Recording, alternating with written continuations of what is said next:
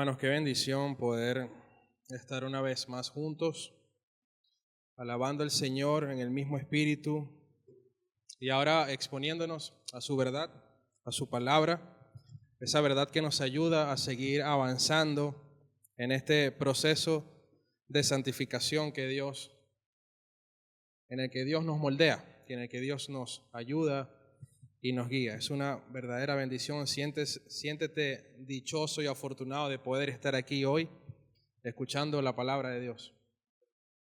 Si nosotros estamos aquí hoy, hermanos, es porque seguramente queremos buscar más a Dios, ¿verdad que sí? Porque queremos conocerle más, queremos profundizar más en Él y queremos que Él pueda ayudarnos en esas áreas débiles que muchas veces no nos permiten avanzar con gozo. Creo que todos podríamos estar en la misma sintonía. Y eso es bastante bueno, eso es algo muy positivo. Es bueno que nosotros podamos reconocer que necesitamos depender de Dios y que nosotros podamos reconocer que nuestra fuerza es finita y es limitada. Es bueno reconocer lo frágiles, lo vulnerables que somos, pero también reconocer lo poderoso, lo grandioso, lo perfecto que es nuestro Dios. Esto sabemos que muchas veces es fácil decirlo, pero en la práctica pareciera complicarse un poco, no lo es tanto. Porque, hermanos, si hay algo en común que tenemos todos los que estamos aquí, es que compartimos un deseo humano profundo. Creemos ser fuertes y dependientes. Así no lo tengas tú en tu mente, en la práctica suele ser así. Creemos ser muy fuertes y muy dependientes. Y además de eso, queremos tener el control de todas las cosas. ¿Es así? Sí, ¿verdad? Siempre queremos tener el control de todo lo que sucede. El empresario quiere tener el control o quiere controlar el resultado de sus inversiones.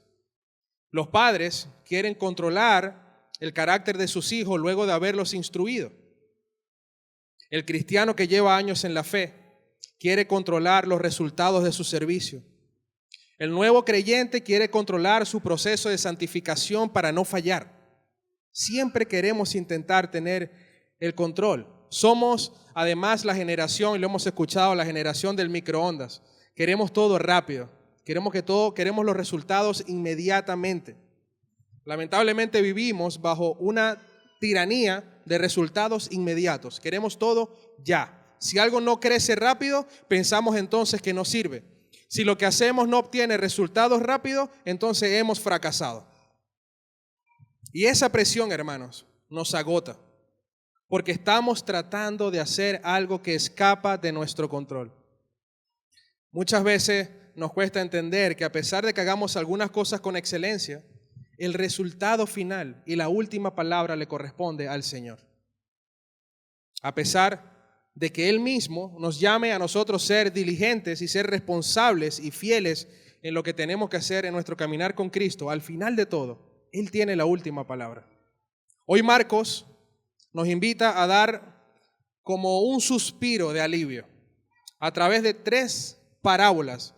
Aquí Jesús nos enseñará que nuestra vida cristiana se resume en una tensión santa, una fidelidad humana que no puede ser pasiva y una eficacia divina que no puede ser controlada ni manipulada. Y de hecho sí es el título de nuestro sermón el día de hoy. Fidelidad humana y eficacia divina. Hermano, no importa si tienes 20 años en el Evangelio o si tienes 2 semanas en el Evangelio, hoy vamos a aprender por qué podemos ser radicalmente fieles en lo poco mientras descansamos plenamente en que Dios hará lo mucho. Amén. Así que acompáñenme ahora sí a leer Marcos capítulo 4, versículos desde el 21 hasta el 34. Marcos capítulo 4, versos del 21 al 34. Dice la palabra del Señor. Vamos a leer y vamos a orar para que el Señor nos ayude a recibir esa verdad. Dice Marcos 4, desde el 21. También Jesús les decía: ¿acaso se trae una lámpara para ponerla debajo de una vasija o debajo de la cama? ¿No es para ponerla en el candelero? Porque nada hay oculto si no es para que sea manifestado. ni nada ha estado en secreto, sino para que salga a la luz. Si alguno tiene oídos para oír, que oiga. Además les decía, cuídense de lo que oigan. Con la medida con que ustedes midan, se les medirá, y aún más se le dará. Porque al que tiene, se le dará más, pero al que no tiene, aún lo que tiene, se le quitará. Jesús decía también, el reino de Dios es como un hombre que echa semilla en la tierra y se acuesta de noche y se levanta de día y la semilla brota y crece. ¿Cómo? Él no lo sabe. La tierra produce fruto por sí misma. Primero la hoja, luego la espiga y después el grano maduro en la espiga. Y cuando el fruto lo permite, él enseguida mete la hoz porque ha llegado el tiempo de la siega. También Jesús decía, ¿a qué compararemos el reino de Dios? ¿O con qué parábola lo describiremos? Es como un grano de mostaza, el cual, cuando se siembra en la tierra, aunque es más pequeño que todas las semillas que hay en la tierra, sin embargo, después de sembrado, crece y llega a ser más grande que todas las hortalizas y echa grandes ramas, tanto que las aves del cielo pueden anidar bajo su sombra. Con muchas parábolas como estas, Jesús les hablaba la palabra según podían oírla, y sin parábolas no les hablaba, pero lo explicaba todo en privado a sus propios discípulos. Vamos a orar. Bendito Dios, te damos la gloria, Señor, y venimos ante ti una vez más para que tú puedas ayudarnos en este tiempo, Señor, a poder recibir la palabra como lo que es. Tu voz, Señor, tu voluntad revelada, escrita en este libro tan valioso para nosotros. Ayúdanos a poder recibir esa verdad, Señor, a poder oírla, escucharla con atención y poder llevarla a la práctica. Ayúdanos, Señor, porque sin ti nada somos, nada podemos. Te lo pedimos en el nombre de Jesús. Amén. Hermanos, Jesús aquí está dando un mensaje claro que se segmenta en dos grandes puntos. Pero de una manera general, lo que está revelando es que la verdad del reino es como una luz que no debe quedarse escondida debajo de la cama. Pero también es como una semilla viva que avanza por el poder soberano de Dios, garantizando un fruto glorioso a pesar de sus inicios pequeños. En términos generales, de eso trata el texto. Entonces podemos ver los dos grandes puntos de la siguiente manera. Vamos a ver del versículo 21 al 25 la demanda del reino. El reino de Dios demanda algo de los creyentes. El reino es una luz, pero nosotros somos responsables de qué hacemos con esa luz. Y del versículo 26 al 34 vamos a ver la garantía del reino. A pesar de la demanda de nuestra participación, como decíamos hace un momento, la última palabra, hermanos, es del Señor. La obra es de Él y la gloria solo le pertenece a Él. Y basado en esto traigo entonces nuestro argumento, que es el que pueden ver allí en pantalla. Debemos oír y proclamar la verdad confiando en el poder soberano que la hace eficaz. Hasta rima y todo. Debemos oír y proclamar la verdad confiando en el poder soberano que la hace eficaz. Ahora bien, ¿por qué Jesús usa estas imágenes aquí? Y ahora vamos a entrarnos en el texto. Marcos nos relata estas parábolas porque quiere que nosotros entendamos algo fundamental. El reino de Dios, aunque comience de la forma más sencilla, más pequeña, más discreta, posee una naturaleza divina e imparable que garantiza su victoria final.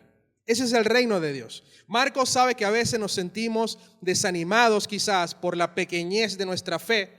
A veces estamos frustrados por lo lento que parece avanzar el evangelio a nuestro alrededor. Y nos frustramos, nos sentimos tristes. Por eso, Él nos presenta este argumento.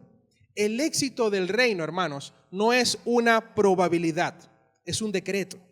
El éxito del reino de Dios no es una probabilidad, es un decreto que ya Dios estableció. Y para que nosotros participemos entonces de ese reino, Jesús nos presenta lo primero que espera de nosotros. Verso 21. También Jesús les decía, ¿acaso se trae una lámpara para ponerla debajo de una vasija o debajo de la cama? ¿No es para ponerla en el candelero? Porque nada hay oculto si no es para que sea manifestado, ni nada ha estado en secreto, sino para que salga a la luz. Si alguno tiene oídos para oír, dice el Señor, que oiga. Si el reino de Dios, hermanos, es como una luz que no puede estar escondida, eso implica que Dios espera de nosotros que podamos sacar esa luz para que alumbre a todo nuestro alrededor. Es la lógica que nos plantea aquí este primer verso. Jesús no nos da su verdad para que nosotros la guardemos como en una caja fuerte de seguridad espiritual. Él nos da su verdad para que esa verdad alumbre. Si recordamos o podemos observar el contexto literario anterior, la semana pasada predicamos de eso, veremos que Jesús no está cambiando de tema aquí, no estamos hablando de algo distinto de lo que viene diciendo, para nada. Él está siguiendo la misma línea que venía hablando, porque esa semilla de la que él hablaba en los versos anteriores se refiere a la palabra de Dios. Esa es la semilla que se menciona, la cual también sigue mencionando ahora en nuestro texto.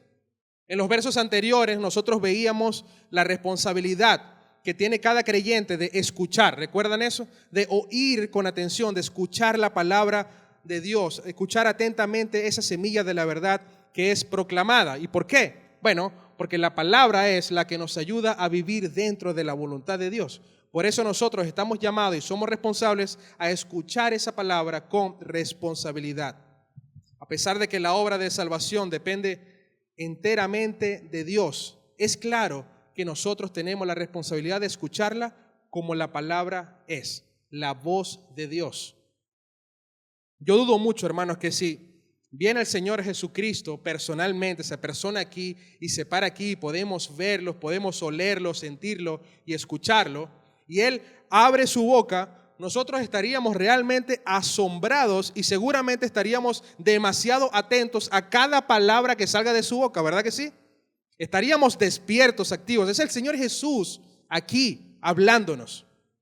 Pero quiero que sepan que aunque el Señor Jesús no lo podamos ver o no se apersone de manera visible en este lugar, cada vez que nosotros nos paramos acá y abrimos la palabra de Dios, es la voz de Jesús hablándonos directamente a nuestro corazón. ¿Qué nos hace pensar entonces, hermanos?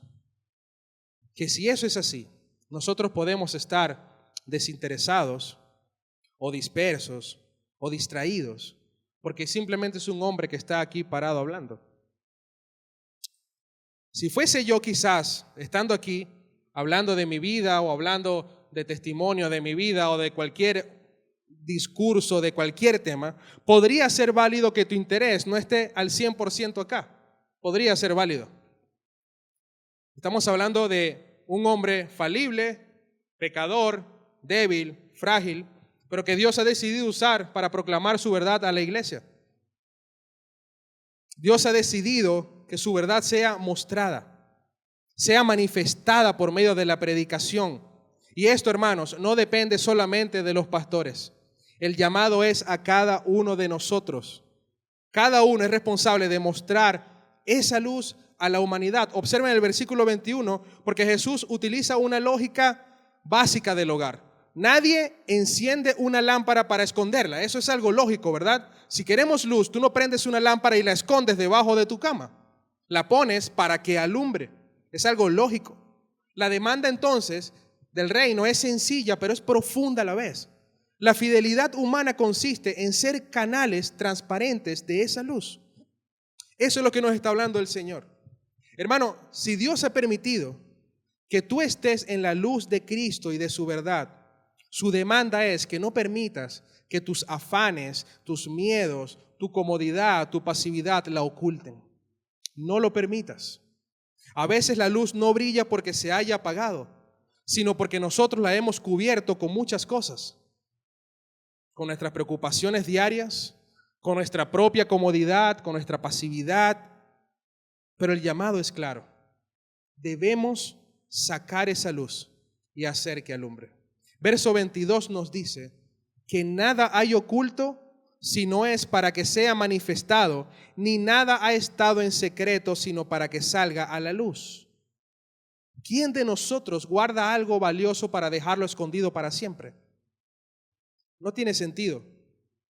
Cada uno puede guardar algo de gran valor, pero para sacarlo en el momento más indicado, que nosotros quizás decidamos. Y de la misma manera, el Evangelio de Cristo había estado oculto hasta ese mismo momento en el que el Señor vino y se manifestó. Recordemos las palabras de Marcos 1. ¿Recuerdan Marcos 1 cuando dice: el reino de Dios se ha acercado? Arrepiéntanse y crean en el Evangelio. Marcos 1:15. La luz, que es Cristo, ha llegado. Ese hombre que fue profetizado en el Antiguo Testamento tantas veces, ese hombre que era un misterio en el Antiguo Pacto, ahora se ha manifestado con el propósito de glorificar a Dios y de salvarnos de la condenación eterna. Dios, hermanos, nos ha dado entonces el enorme privilegio de poder recibir esa luz de la verdad, convirtiendo nuestro corazón, como decíamos también, como dice Ezequiel 36, convirtiendo nuestro corazón de carne en un corazón de piedra, abriendo nuestros ojos, destapando nuestros oídos para que nosotros podamos recibir eficazmente el Evangelio de Jesús. Es ahora entonces que nosotros podemos entender claramente cuál es nuestra condición, de qué el Señor nos estaba salvando y cómo Cristo ahora bajó a este mundo despojándose de su gloria para sufrir y pagar el castigo que nosotros merecíamos, saldando así la deuda que teníamos nosotros con el Dios de los cielos. Ahora lo podemos entender. Ahora ya no es un misterio, ahora está revelado en su palabra.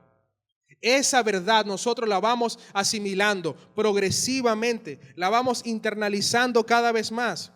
Y es por eso que nosotros debemos oírla con atención, no con pasividad, no con desinterés, con atención. Pero no solo pensando que la hemos de recibir y ya, sino que ahora eso trae como implicación una responsabilidad tremenda. Ahora no es solamente oírla, es oírla y proclamarla. No es oírla y quedarnos estáticos, es oírla y accionar. No siendo solamente, como dice Santiago, oidores, sino hacedores también. Ahora bien, como decíamos la semana pasada, hay algo importante aquí, hermanos, si es que nuestra responsabilidad no llega a la salvación. Y debemos tener cuidado con esto. Es decir, ninguno de nosotros es responsable de la salvación de nadie. Ninguno. Eso es una obra de Dios. A quien Él haya elegido y a quien Él haya decidido salvar, es algo que les corresponde solamente a Él, a Dios. Pero recuerden que fue Dios mismo quien decidió que la fe fuese por el oír. ¿Y el oír qué? La palabra de Dios.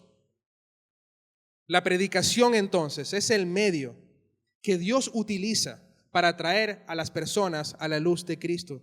Y como dijo el mismo Señor Jesús antes de partir, todos estamos llamados a ir y a ser discípulos. Todos. ¿Cómo haríamos eso entonces? ¿Cómo es posible eso de hacer discípulos? ¿Con nuestra sabiduría? ¿Será que lo hacemos con nuestras historias? ¿Con nuestro testimonio? ¿Con nuestro criterio? ¿Será que lo hacemos con nuestra aparente buena forma de vivir? Bueno, hermano, quiero que sepas que así lo hacen muchos religiosos en el mundo. Pero así no lo ha estipulado el Señor.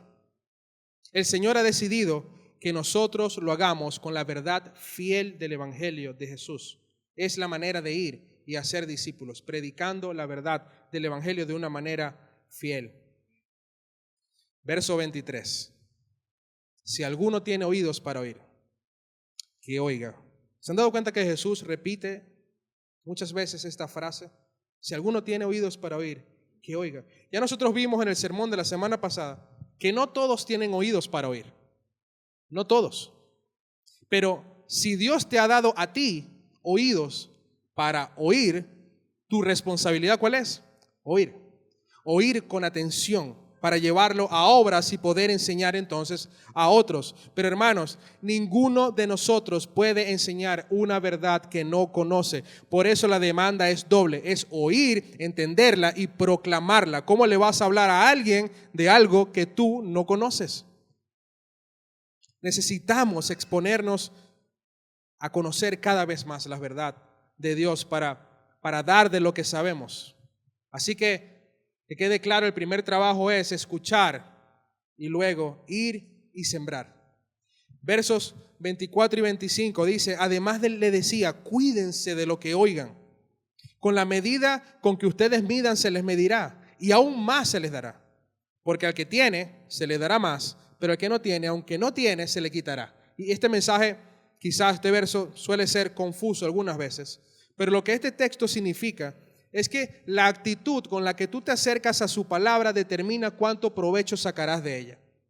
La actitud con la que tú te acercas a la palabra de Dios va a determinar cuánto provecho sacas de ella. Si tú vienes a la palabra y tienes un nivel de atención alto, vienes interesado, vienes con hambre de la verdad, vienes con humildad, vienes con disposición de obedecer lo que Dios ha dicho, entonces Dios te bendecirá con un entendimiento cada vez más claro de esa verdad. Si tú vienes el domingo con una medida grande, usando las palabras del texto, con una medida grande, con el corazón abierto, has orado para escuchar el sermón, tomas notas, buscas aplicar lo que la palabra dice, buscas hacer obras, entonces Dios te va a bendecir con más comprensión, con más sabiduría y con más gozo de esa verdad. Pero, siempre hay un pero. Pero, si vienes con una medida pequeña, digamos por obligación, digamos por compromiso, estás aquí pensando qué vas a comer cuando termine este hombre de hablar, o quizás escuchas la palabra solamente para juzgarla y para debatir, entonces Dios no te va a obligar a entender. Y saldrás de aquí con la misma medida pequeña con la que llegaste. Alguien decía que la profundidad de tu vida espiritual es proporcional a tu hambre de Dios. La profundidad de tu vida espiritual es proporcional a tu hambre de Dios. Cuando dice en el verso 25, al que tiene se le dará más, quiere decir que al que ha sido fiel con esa luz que recibió, versículo 21, el que usa la verdad para obedecer, descubre que Dios le da más verdad. Es un crecimiento acumulativo. Por eso los miembros maduros que son fieles siguen maravillándose de la Biblia después de 20, 30, 40 años en la fe. Dios les sigue dando porque ellos siguen oyendo con atención y deciden actuar en pro de lo que escuchan. Por eso se maravillan después de leer lo mismo una y otra vez. Dios sigue dando más. Dios sigue dando gozo, sabiduría, más conocimiento. Pero cuando dice, al que no tiene, aún lo que tiene se le quitará, quiere decir que cada vez que alguien escucha la verdad de la Biblia y decide ignorarla, decide subestimarla, su corazón se vuelve cada vez más duro. Pero no es que Dios sea malo y que le robe el conocimiento a la gente. Hermano, es una consecuencia natural.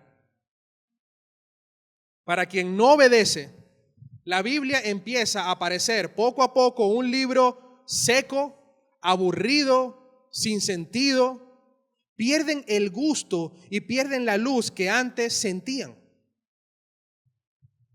Al final la persona se confunde fácilmente con las mentiras del mundo, porque la verdad ya no es real en su vida cotidiana, no le interesa, pierde el interés. Es solo teoría acumulada en la mente que termina evaporándose, termina yéndose.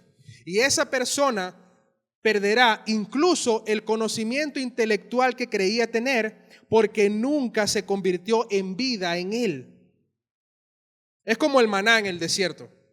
El pueblo debía recogerlo, ¿verdad? Y debía comer el maná que caía del cielo. Si alguien lo guardaba para tenerlo allí, pero no se alimentaba de él, al día siguiente tenía gusanos. La verdad de Dios no es para coleccionarla como trofeos intelectuales. Si solo sabes, pero no haces, ese conocimiento se vuelve en algún punto rancio y seco. Ya no te da vida. ¿Sabes qué te da? Solamente te da orgullo intelectual. Solo eso. Ahí tendrías tu recompensa. Hay muchos creyentes, hermanos, que antes parecían tener un furor y una pasión increíble por el ministerio y por el servicio en la iglesia y por el servicio al Señor, que hoy en día su luz se ha apagado por completo. Y estoy seguro que muchos de nosotros conocemos a creyentes, o quizás no creyentes, así, que su luz se ha apagado por completo. O algunos cuya luz se está gradualmente debilitando. Y lo peor de esto, ¿sabes qué es, hermanos? Que al final de la historia, eso podría ser una evidencia clara de que nunca creyeron. Como ese terreno del que hablábamos la semana pasada, ¿se acuerdan? Que recibía la semilla con gozo y estaba alegre e intentaba dar fruto y pareciera que empezaba a dar fruto, pero al final moría. Era una evidencia clara de que la semilla no cayó en su corazón. Y hermanos, esto no es una amenaza, es una invitación a evaluar cómo estamos atendiendo la voz de Dios, cómo la estamos escuchando.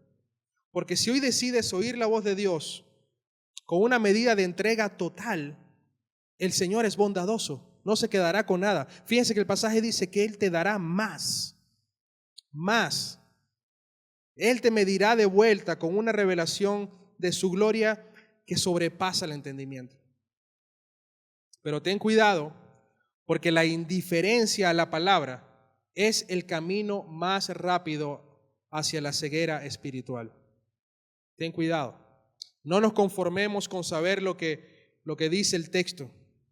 La demanda del reino es que dejemos que ese texto nos gobierne por completo, no que quede aquí, que ese texto se haga carne en nosotros y nos gobierne y podamos vivir en base a eso, oyendo, viviendo, proclamando. Cuando la verdad pasa de nuestro intelecto a la acción, cuando la verdad pasa de nuestro intelecto a nuestro corazón y a la vida cotidiana, entonces se ha convertido en vida. Dice Santiago que la fe sin obras es muerta. No porque las obras te lleven a la fe, sino porque esas obras demuestran que la fe es verdadera. A eso se refiere.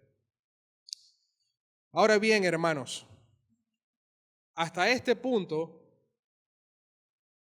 quizás algunos podamos estar pensando, bueno, pastor, yo quiero que la verdad de Dios gobierne en mi vida. Yo de verdad quiero eso. Yo quiero ser esa lámpara.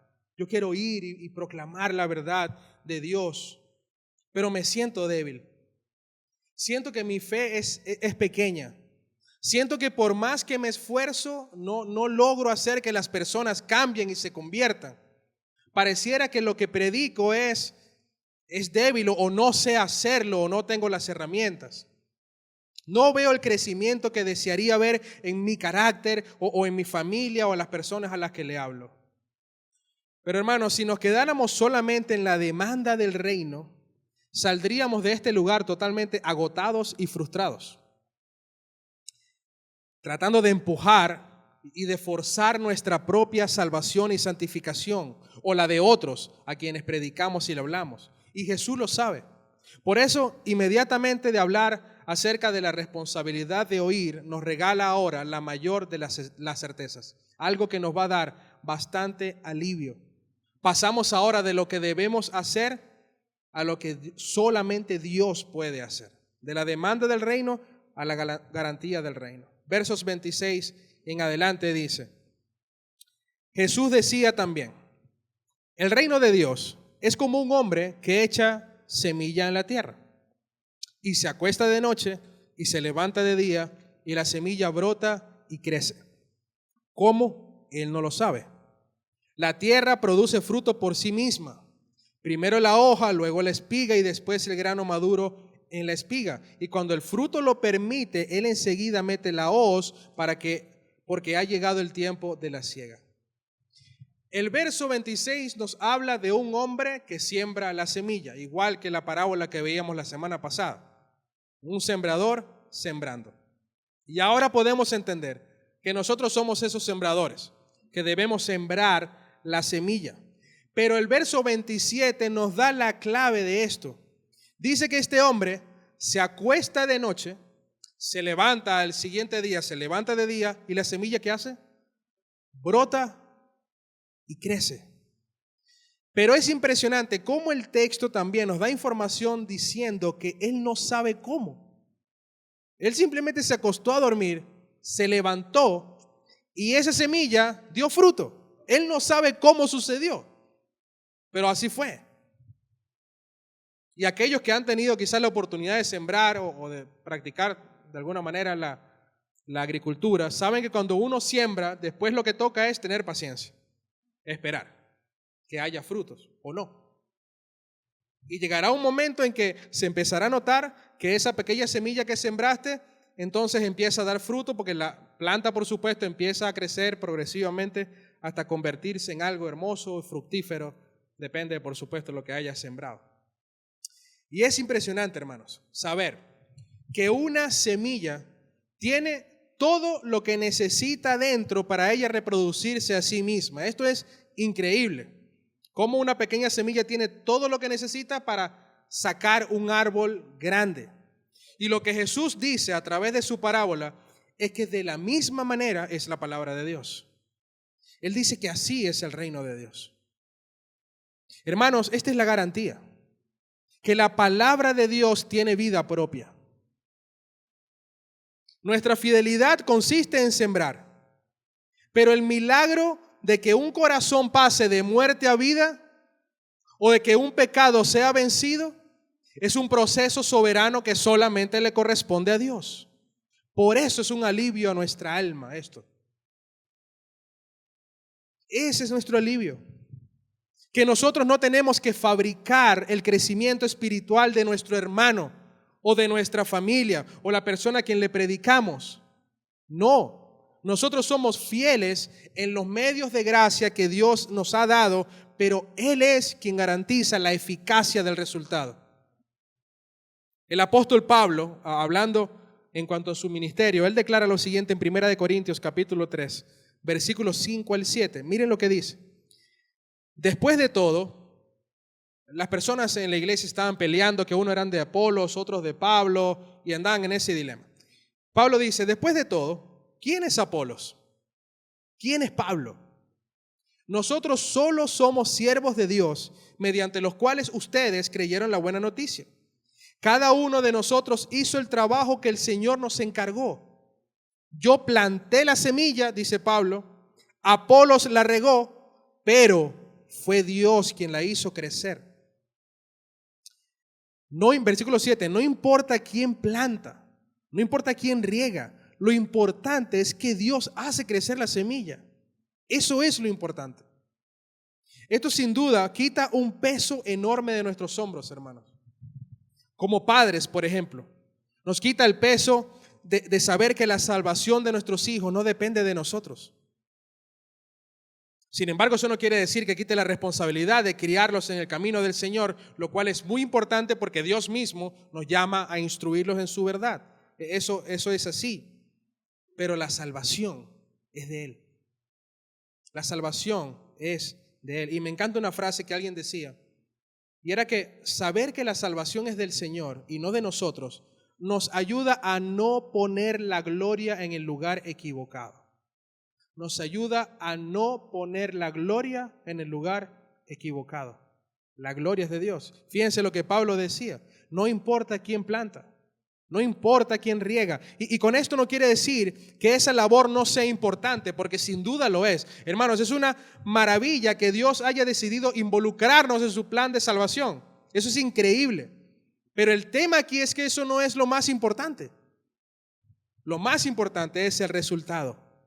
Es el crecimiento de esa semilla que se sembró. Y el resultado depende de una sola persona, nuestro bendito y perfecto Dios. Y es precisamente, hermanos, porque el crecimiento depende de Dios y no de nosotros, que no debemos despreciar y no debemos subestimar los comienzos pequeños.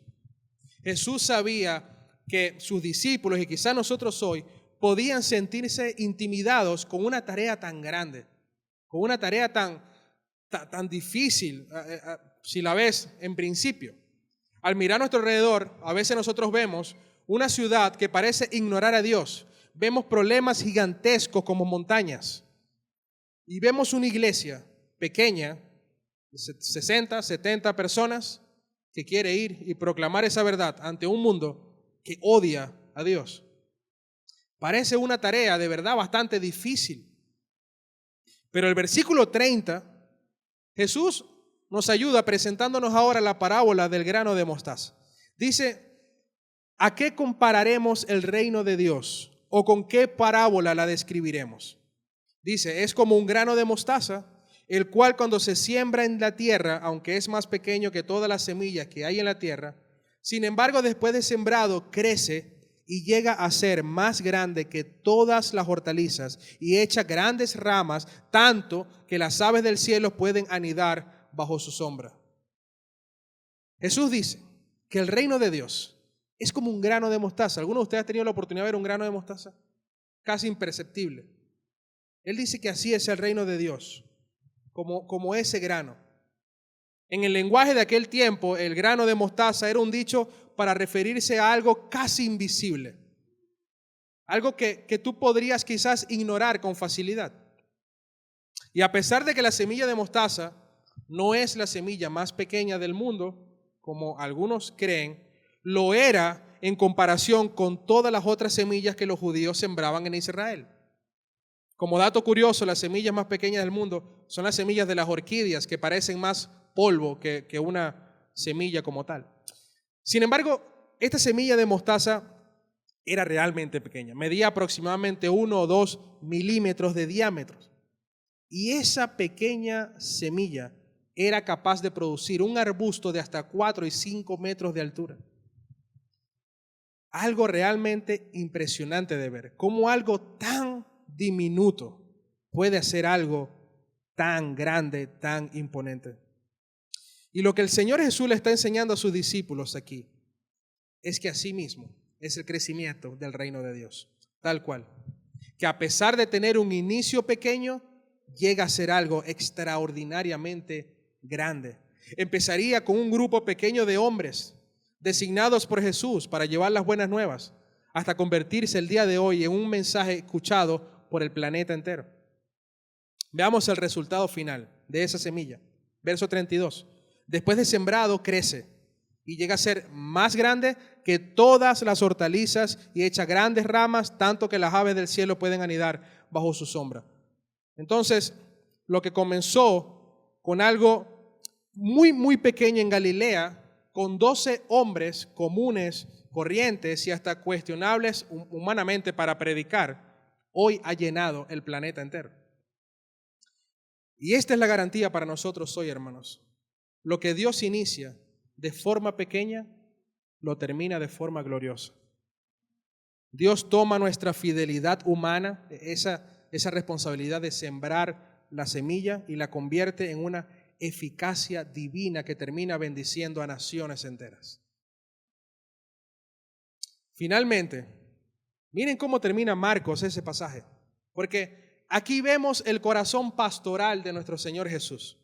Dice versos 33 y 34, con muchas parábolas como esta Jesús les hablaba la palabra según podían oírla, y sin parábolas no les hablaba, pero, siempre el pero, lo explicaba todo en privado a sus propios discípulos. ¿Se acuerdan de la medida, versículos 24 y 25, de esa medida grande y esa medida pequeña? Bueno, hermanos, los discípulos eran aquellos que habían decidido dejarlo todo para seguir la luz. Traían una medida grande para escuchar la palabra del Señor, porque ellos trajeron justamente eso, un corazón dispuesto, comprometidos a escuchar la palabra de Dios. Y Jesús entonces les da una medida grande de revelación. Pero aquellos que tenían su corazón endurecido, ¿saben qué escuchaban? Puras parábolas. Eso era todo lo que escuchaban, parábolas. Pero Jesús en privado tomaba a aquellos que habían venido con un corazón de verdad dispuesto, que creían en Él, y les explicaba esas parábolas. Hermanos, nosotros hoy somos esos discípulos del Señor. El mundo lee la Biblia y solamente ve parábolas, solamente ve historias, solamente ve cuentos bonitos. Pero para nosotros, para su iglesia hoy, por su gracia y a través de su Espíritu, Él nos los explica todo en particular. Tenemos el privilegio de conocer los secretos del reino. Eso es maravilloso. Hermano, no lo menosprecies. No lo menosprecies. Si el final es una gloria inevitable, nuestra única tarea hoy es ser esos sembradores que no esconden la luz. Por eso, iglesia, llevemos esto en nuestra mente durante toda la semana. Debemos oír y proclamar la verdad, confiando en el poder soberano que la hace eficaz. Amén. Vamos a orar. Bendito Dios, te damos gracias. Gracias por tu palabra, Señor. Gracias por instruirnos. Gracias, Señor, por apartarnos para ti. Gracias porque hoy entendemos lo dichoso que somos tus discípulos, en que tú nos explicas tu revelación. Ayúdanos, Señor, en nuestro corazón a tener una medida o a venir delante de ti con una medida grande, escuchando con atención, atesorando tu verdad, dispuestos a oír, Señor, y a entender lo que tú nos explicas. Gracias por tu palabra. Gracias por la iglesia. Gracias porque te tenemos, Señor. Bendito seas por los siglos de los siglos. Amén.